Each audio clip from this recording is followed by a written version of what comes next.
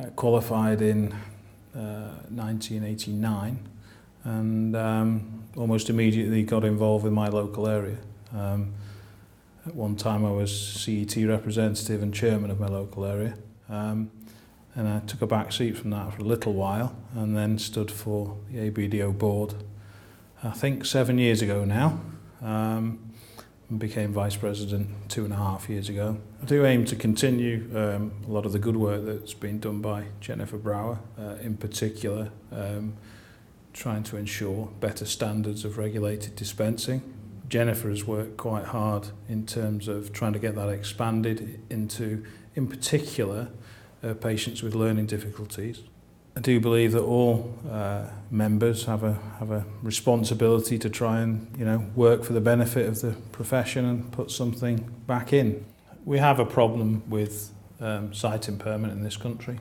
It's not going down by all accounts. Fully 50% of it is preventable according to the RNIB, and there is a reason for that. And part of the reason is that these people are being passed by. A lot of practices attract patients on the basis of you might get a free eye test if you buy glasses or whatever it is.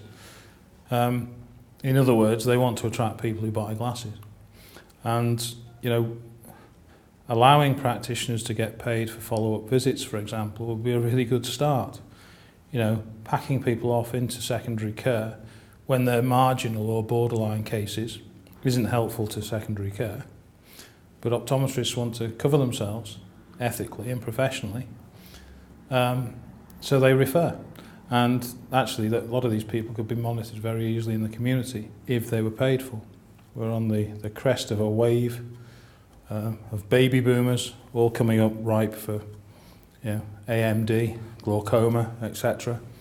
And our services are going to be stretched to the absolute limit.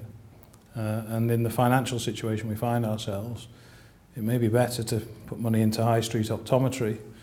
That may be more cost effective than leaving the money in secondary care.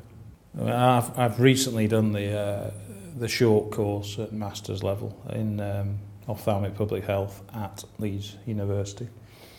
I'd recommend it to any optician or optometrist, especially if they're involved in commissioning, but just out of interest, it was a fascinating course. I think there are difficulties in the way the sector is funded, particularly the GOS funding of the eye test.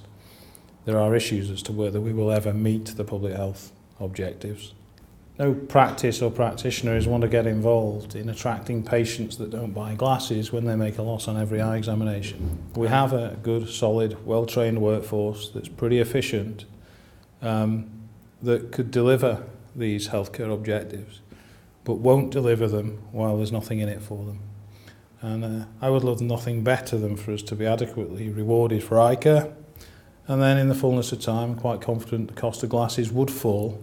The way commissioning works and funding works, you can say that preventing blindness will save $6 billion a year because there'll be less people involved in falls, breaking the hips, etc. But the guy who funds ophthalmology isn't bothered because he doesn't get any credit back from the saving in hips. It needs somebody somewhere in power to take an holistic approach to the whole thing. And that's what public health is about, is about taking that holistic approach to prevent interventions being necessary downstream.